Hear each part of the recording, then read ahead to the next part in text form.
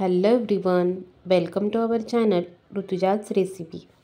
तर आज आपण पाहणार आहोत घरच्या घरी अगदी सोप्या पद्धतीमध्ये आणि कमी साहित्यात बनणारी स्वीट डिझर्टची रेसिपी।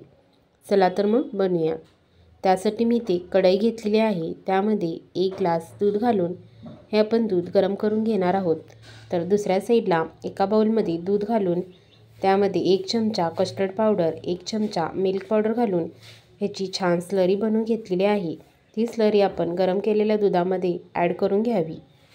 हे आपल्याला छान मिक्स करून घ्यायचं आहे।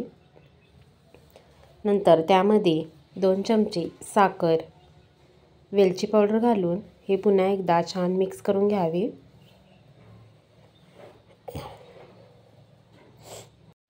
दुधाला छान उकळी काढून घ्यायची आहे। त्यामध्ये ड्रायफ्रूट्स टाकून घेणार आहोत। इथे आपली इन्स्टंट रबडी तयार आहे।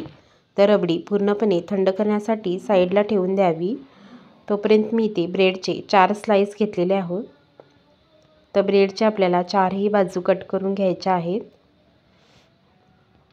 जे आपण ब्रेडच्या बाजू कट करून घेतलेल्या आहेत ते आपण ब्रेड क्रम्स म्हणून सुद्धा वापर करू शकतो। तर आता आपण ब्रेड फ्राय करून घेणार आहोत। त्यासाठी मी इथे पॅनमध्ये 2 चमचे तूप घालून तूप छान मेल्ट करून घेतलेलं आहे। त्यामध्ये ब्रेडचे स्लाइस ठेवून ब्रेड मस्त एक साईडनं फ्राय झालेला आहे तो पलटी करून दोन्ही साईडून मस्त क्रिस्पी असा ब्रेड फ्राय करून घेतलेला आहे। तो एका प्लेटमध्ये काढून घ्यावा। इथे मी शुगर सिरप बनवलेला आहे। जसं आपण नॉर्मली शुगर सिरप बनवतो, साखर, पाणी, वेलची पावडर घालून इथे मी सिरप बनवून घेतलेला आहे।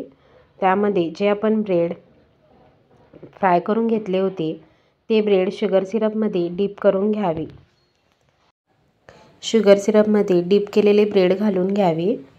त्यावरती आपण जी रबडी बनवली होती ती रबडी घालून घ्यावी। त्यानंतर पुन्हा एकदा डीप केलेले ब्रेड घालून घ्यावी। त्यानंतर पुन्हा एकदा त्यावरती रबडी घालून घ्यायची। रबडी घातल्यानंतर त्यावरती ड्रायफ्रूट्स घालून हे आपण फ्रीजमध्ये एक अर्धा तासासाठी ठेवणार आहोत। फ्रीजमध्ये ठेवला एकदम छान लागतं। तर इथे आपला शाही तुकडा तयार आहे। रेसिपी आवडली असेल तर लाईक करा, चॅनलला सबस्क्राईब करा, फ्रेंड्स आणि फॅमिलीमध्ये नक्की शेअर करा। तर ही रेसिपी तुम्हाला कशी वाटली कमेंटमध्ये नक्की कळवा। आणि चला तर मग भेटूया पुढच्या व्हिडिओमध्ये।